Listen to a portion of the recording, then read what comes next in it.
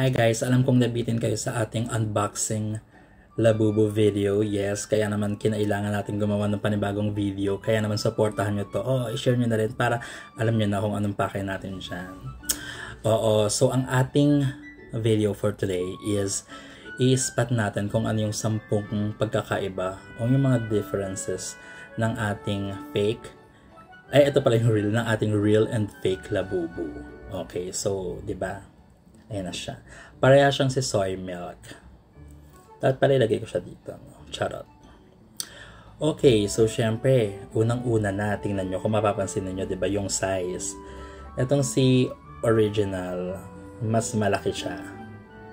Tapos itong si imitation, parang kasing size niya yung version 2, yung Habasit, di ba? Kung ikukumpara.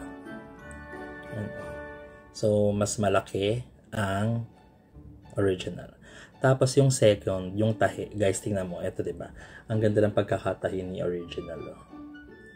Tapos, itong si imitation. Tingnan mo, may sakit siya. Charot. May bungi siya.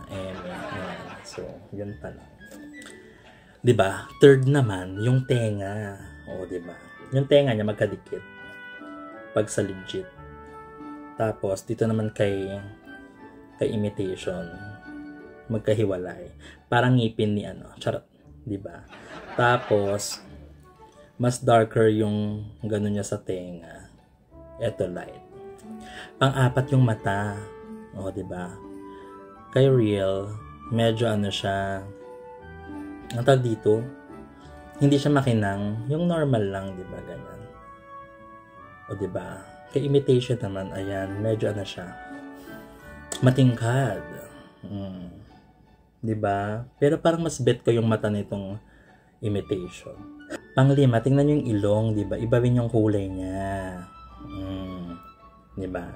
Pang-anim, yung ngipin. Diba nga, sabi ko sa inyo yung original, bilangin natin. 1, 2, 3, 4, 5, 6, 7, 8, 9. Yung sa original, 9. Pero kay imitation, 2, 4, 5, 6, 7, 8. 10 talaga siya, B. Tapos parang masyado siyang nakadikit. Parang tinabang din gumawa na hindi na nag-effort. Kasi dito kay authentic, medyo parang nakaangat siya. Diba? Pangkain, ganon. Ilan na? Pang 7 na ba? Yung makeup. Mas matingkad tong kay mas matingkad yung kay imitation. Ito, sweet lang, blush lang. Diba? Next is yung kamay. Diba? Ang original natin, nakababa ang kamay. Magalang. Nakababa siya. Pero sabi nila sa version 2, nagagalaw daw. Pero itong version 1, hindi. Talagang nakababa lang siya. Tapos ito namang ating imitation. Nakataas. May pagsuko. Nakataas talaga siya. And then, yung paa. Diba? So, original, magkatabi din siya, ganyan.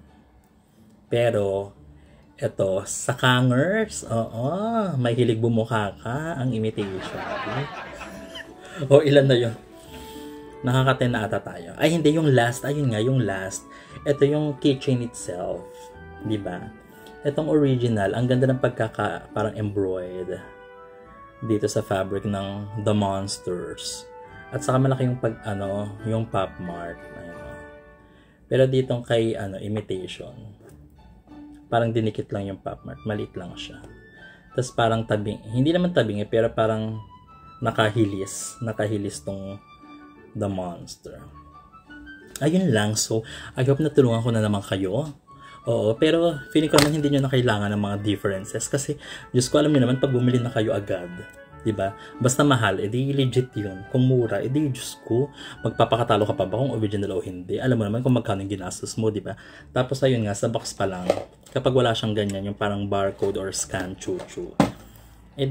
Pero sabi nila, kahit daw sa Japik, may ganun na rin daw, tapos ililink ka sa maling website. Kaya, guys, ang mapapayo ko lang basta mag-iingat pa rin kayo sa pagbili kasi especially nowadays, kapag may mga ganyang trends or diba?